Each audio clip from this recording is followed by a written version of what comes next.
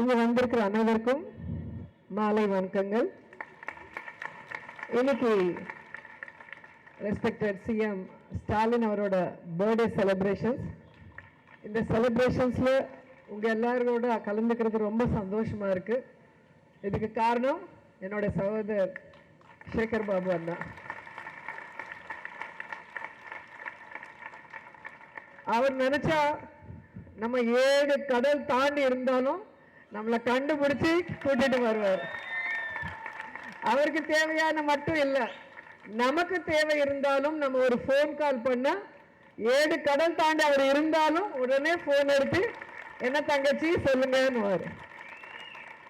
So அவரை பார்க்கும்போது நிறைய கற்றுக்கிட்டேன். நான் அமைச்சராகவும் இருக்கணும், தொண்டராகவும் இருக்கணும். அப்போதான் ஜனங்க இதயத்தில் இடம் பிடிக்க முடியும். அதுதான் நான் அவர்கிட்ட கற்றுக்கினது. நான் இந்த செலிப்ரேஷனுக்கு வரும்போது நிறைய பேர் கேட்டாங்க, நீங்கள் வேற பார்ட்டியில் இருக்கீங்க, மினிஸ்டர் பண்ணியிருக்கீங்க, இந்த மாதிரி எலெக்ஷன் நேரத்தில் நீங்கள் போகலாமான்னு சொன்னாங்க. நான் எலெக்ஷன் பிரச்சாரத்துக்கு போகல, நான் ஸ்டாலின் சாரோட பர்த்டே செலிப்ரேஷன்ஸில் கலந்துக்கிறதுக்கு என்ன சகோதரர் கூப்பிட்டதுனால நான் போகிறேன்னு சொன்னேன். சரி, வரும்போது நம்ம பேசினோமே ஸ்டாலின் சார் பற்றி. ஸோ அப்போ தான் அவர் என்னென்ன பண்ணியிருக்காருன்னு சொல்லி கேட்டுகிட்டே இருந்தேன். நான் என் சுற்றி இருக்கிறவங்கள கேட்கும்போது அவங்க சொன்ன விஷயங்கள் பார்க்கும்போது ரொம்ப சந்தோஷமா இருந்தது. ஏன்னா பாலிட்டிக்ஸ்னா எலெக்ஷன் மட்டும்தான் உங்க பார்ட்டி எங்க பார்ட்டி. ஆனா ஒரு வாட்டி ஜெயிச்சுட்டா ஜெயிச்சவங்க சிஎம் இருக்கிறவங்களுக்கு எல்லாருமே அவங்க சொந்தம். ஸோ எல்லாருக்கும் நல்லது செய்ய வேண்டிய ஒரு ரெஸ்பான்சிபிலிட்டி அவங்களுக்கு இருக்கும். இன்னைக்கு தமிழ்நாட்டில் பார்த்தீங்கன்னா கலைஞர் உரிமை தொகை 1000 rupees எவ்ரி மந்த் கொடுக்குறாங்கன்னு சொன்னாங்க. ஆந்திராவில் சொல்லியிருக்காங்க சந்திரபாபு நாயுடு, எவ்ரி இயர் 18 வயசு தாண்டினவங்களுக்கு வீட்டில் எவ்வளவு பேர் இருந்தா அவ்வளவு பேருக்கு 1500 கொடுக்குறேன்னு சொன்னாங்க. 2 வருஷம் ஆகுது, ஒரு பைசா கூட கொடுக்கல. ஆனா உங்க சிஎம் சொன்னது சொன்னபடியா எவ்ரி மந்த் வீட்டில் அந்த ஹெட் யார் இருக்காங்களோ அந்த ஹெட் அந்த லேடிக்கு 1000 rupees டான் போகுது. ஸோ அது லீடர்னா ஒரு வார்த்தை கொடுத்தா அது சிஎம் சைன் பண்ண உடனே அவங்க செய்ய வேண்டியது செஞ்சுட்டே போனோம். அது கேள்விப்பட்ட உடனே எனக்கு ரொம்ப சந்தோஷமா இருந்தது. பணக்காரங்களுக்கு ஒரு 1000 ரூபாய் ரொம்ப கம்மியா தோணும். ஆனா middle class, below middle class அவங்களுக்கு 1000 பெரிய விஷயம்தான். ஏன்னா நானும் ஒரு மிடில் கிளாஸ்ல இருந்து தான் வந்திருக்கேன். ஸோ எனக்கு தெரியும், ஊர்ல இருக்கிறவங்க இல்ல மிடில் கிளாஸ்ல இருக்கிறவங்களுக்கு ஒரு 1000 ரூபாய் கையில கிடைச்சா அவங்க அந்த 1000 ரூபாயில அந்த வீட்டுக்கு தேவையான அரிசியோ பூண்டோ உப்போ புளியோ ஏதோ ஒன்று அவங்களுக்கு வேணிய கண்மாசியோ இல்ல பசங்களுக்கு வேணிய விளையாட்டு பொருளோ இந்த மாதிரி நிறைய வாங்கலாம். ஸோ ஒரு விமென்க்கு எப்பவுமே வீட்டுக்கார மேலேயோ பிள்ளை மேலேயோ ஹஸ்பண்ட் மேலேயோ டிபெண்ட் ஆகாம ஒரு 1000 ரூபாய்க்காவது கையில தம்ம கையில இருந்தா அந்த கான்பிடன்ஸ் வேற லெவல்ல இருக்கும்.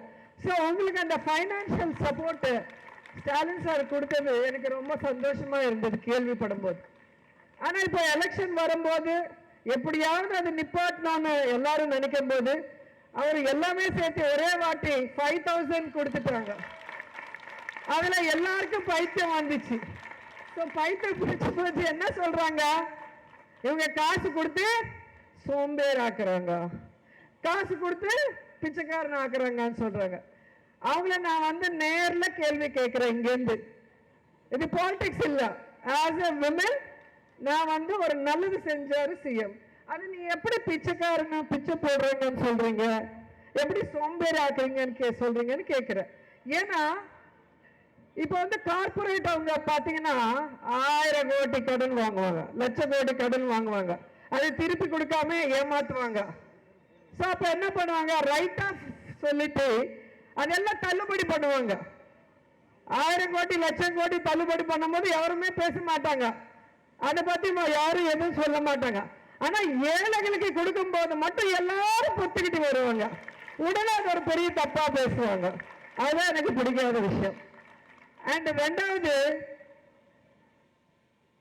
இன்னைக்கு ஏழைகளுக்கு கொடுத்த காசு, நீ 1000 ரூபாய் கொடுத்தாலும் 2000, நெக்ஸ்ட் ஆட்சிக்கு வந்து 2000 கொடுக்குறேன்னு சொல்லியிருக்காங்க. ஸோ 2000 கொடுத்தாலும் அது வந்து சொசைட்டிக்கு யூஸ் ஆகும். உங்களுக்கு வந்து அந்த 1000 ரூபாய்த்தில் நீங்கள் ப்ரொவிஷன் ஷாப்புக்கு போகலாம், துணி கடைக்கு போகலாம், இல்லை விளையாட்டு பொருள் பசங்களுக்கு வாங்க போகலாம், காசு இங்கே சுத்தம். ஸோ அதுலேருந்து வந்த ஜிஎஸ்டி கவர்மெண்ட்டுக்கு ஹெல்ப் ஆகும், வந்த காசு உங்களுக்கு ஹெல்ப் ஆகும். ஸோ போத் வேஸ் பெனிஃபிட் ஆகும். ஆமாண்ணா? ஸோ இந்த மாதிரி நமக்கு ஒரு பிளட் ஏற்றும் போது, தேவையும் போது பிளட் ஏற்றுவாங்கல்ல, அது எல்லா நரம்புக்குள்ளே போய் அப்படி ஃப்ளோ ஆகும்போது எவ்வளோ ஹெல்த்தியாக இருப்போம். அதே மாதிரி ஏழைகளுக்கு கொடுத்த காசு கூட நல்லபடியாக எல்லாருக்கும் யூஸ் ஆகிட்டு கவர்மெண்ட்டு கூட யூஸ் ஆகும். அதனால அதை அப்ரிஷியேட் பண்ணுங்க, அது தப்பாக பேசாதீங்கன்னு சொல்கிறேன் எல்லாருக்குமே. அண்ட் ரெண்டாவது எனக்கு ரொம்ப பிடிச்சது வந்து மகளிர் விடியால் பயணம். ஃபர்ஸ்ட் எனக்கு தெரிஞ்சு தமிழ்நாட்டில் தான் ஃப்ரீ பஸ் கொடுத்துருக்காங்க.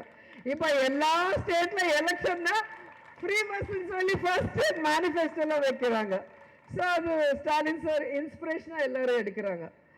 ஏன் மகளிருக்கு ஃப்ரீ பஸ் போடும்போது நான் சப்போர்ட் பண்ணுறேன்னா, இப்போ 80% விமன் வந்து படிக்கிறாங்க, வேலை செய்கிறாங்க, எல்லாருமே வீட்டுக்கு தேவையான இதுக்கு தான் பஸ் யூஸ் பண்றாங்க. சும்மா டைம் பாஸ்க்கு சினிமா போறதுக்கோ இல்லை டைம் பாஸ்க்கோ யாரும் யூஸ் பண்ணலாம். ஸோ ஒரு மாசத்துக்கு பஸ் டிக்கெட் எவ்வளோ ஆகும் நீங்களே யோசனை பண்ணுங்க. மார்க்கெட் போகணும், ஆஃபீஸ்க்கு போகணும், படிக்க போகணும், ஸோ வீட்டுக்கு வேலைக்காரி கூட வீட்டுக்கு போனோம்ல, இங்கேருந்து அந்த தூரம் போகணும், ஒரு 4-5 வீடு பண்ணுற போது.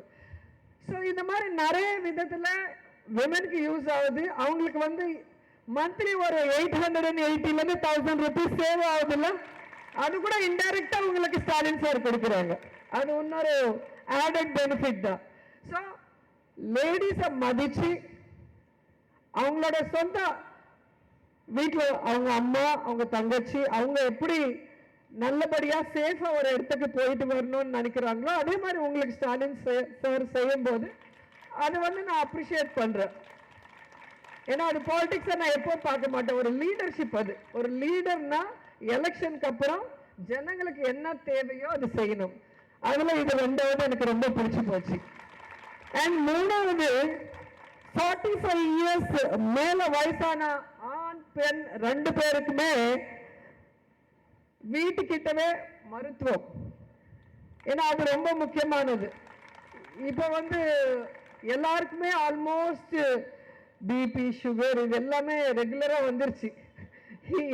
ஸோ கண்டிப்பா இவங்க ஹாஸ்பிட்டலுக்கு போய் பார்க்க முடியாதனால அந்த மாதிரி அவங்க வீட்டுக்கிட்டே மந்த்லி ஒரு வாட்டி அவங்களுக்கு டெஸ்ட் பண்ணி அவங்களுக்கு தேவையான மெடிசன்ஸ் கொடுக்கறது வந்து ரொம்ப சந்தோஷமான விஷயம்.